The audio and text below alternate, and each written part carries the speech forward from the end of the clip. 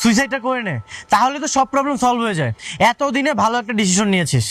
হ্যাঁ ঠিক বলেছিস, আমি মরে গেলেই তো সব সমাধান হয়ে যায়, তাই না? এটাই তো চাস তুই। যাই হোক, বাদ দে, বল কি বলতে চাস। কি শুরু করেছিস কি তুই? কেন করছিস আমার সাথে এমন? তোর কাছে আমি জোগাড় হয়ে গেছি, এলাকাবাসীর কাছে আমার নামে বদনাম করে বেড়াচ্ছিস, আমার তোর বাঁচার কোনো উপায় রাখলি না তুই।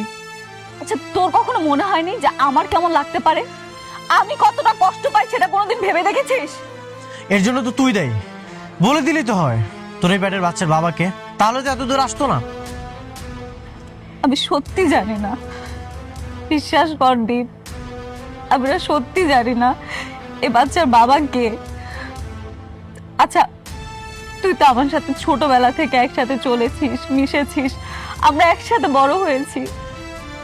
তোর কি মনে হয় না যে যদি আমার সাথে এরকম কিছু হতো আমি তোকে জানাতাম না? বল, আমি সত্যি এরকম কিচ্ছু করিনি। আমি আর যাই হই চরিত্রহীন না দীপ। তোর চরিত্র যে কেমন সেটা তো তোর এই পেটের বাচ্চা দেখেই বোঝা যাচ্ছে। আচ্ছা তুই তো আমাকে একদিন বলেছিলি চল সবকিছু ভুলে আমরা নতুন করে সব শুরু করি। হ্যাঁ বলেছিলাম, কিন্তু সেটা পেটে বাচ্চা আসার আগে। দীপ তুই অন্তত আমাকে ব্লেমটা দিস না প্লিজ, তুই তো সব জানিস তাই না? প্লিজ তুই এই সন্তানের স্বীকৃতিটা দে। দেখ, এটা কখনোই সম্ভব না। দেখ দীপ,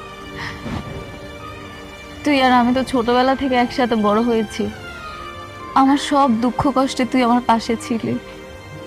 আজকে আমার এত বড় একটা বিপদে তুই আমার পাশে থাকবি না? তুই তো এখন শুধু আমার ভাই না রে, তুই তো আমার হাজবেন্ড।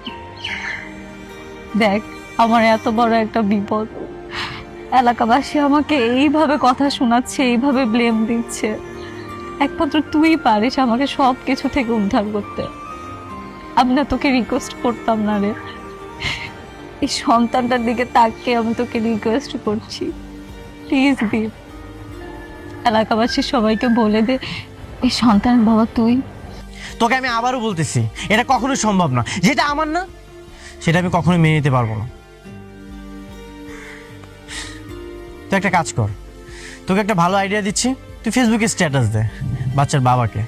তুই যার যার সাথে সময় কাটিয়েছিস না, দেখবি যে কারো না কারো মনে পড়বে, কমেন্ট করে জানিয়ে দিবে বাচ্চার বাবাকে। দেব